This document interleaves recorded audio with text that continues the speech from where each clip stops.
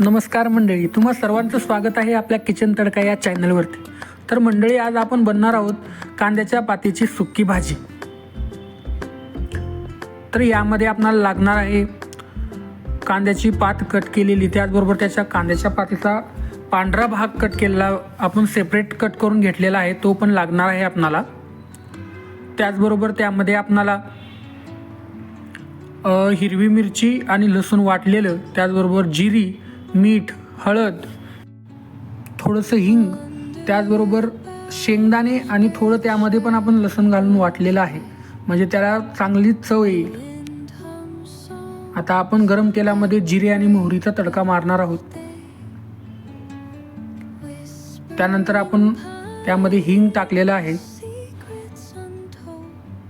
त्याचबरोबर त्यामध्ये आपण जे हिरव्या मिरचीचा आणि लसणाचा ठेचा केलेला आहे तो पण त्यामध्ये घातलेला आहे।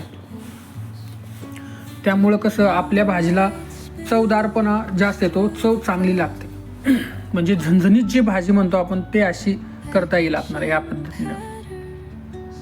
त्यामध्ये आपण जे कांद्याच्या पातीचा पांढरा भाग आहे तो अगोदर त्यामध्ये टाकलेला आहे। याला 2 ते 3 मिनिट आपल्याला चांगलं फ्राय करून घ्यायचं आहे।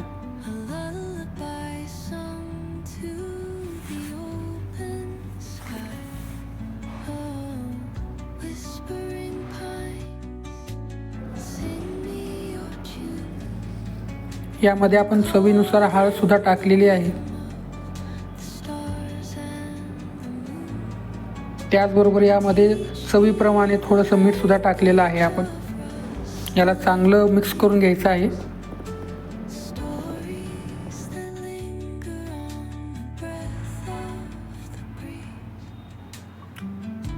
यामध्ये आता आपण कांद्याची पात कट केलेली ती सुद्धा टाकलेलं आहे।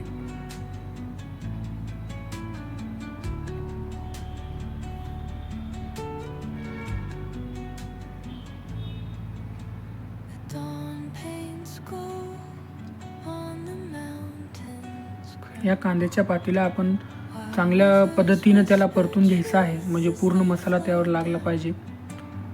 आणि आता याला आपण 2-2 मिनिटासाठी झाकण ठेवायचं आहे।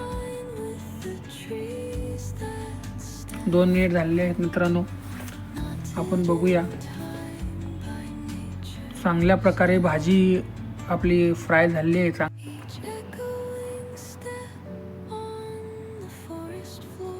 यामध्ये आता आपण शेंगदाण्याचं कूट टाकणार आहोत।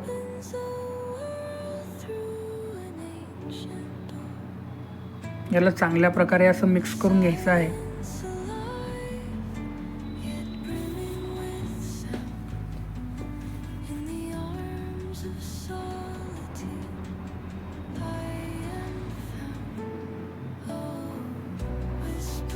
तर याला सुद्धा आपण 2 मिनिट झाकण टाकणार आहोत।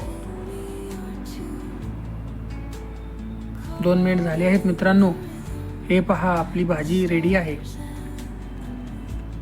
हे अशा प्रकारे आपल्या कांद्याच्या पातीच्या भाजीला, म्हणजे कांद्याच्या पातीला जवळपास पाणी सुटलेलं आहे, त्यामुळे ती चांगली उकळून निघाली आहे, चांगलं फ्राय झालेलं आहे ते।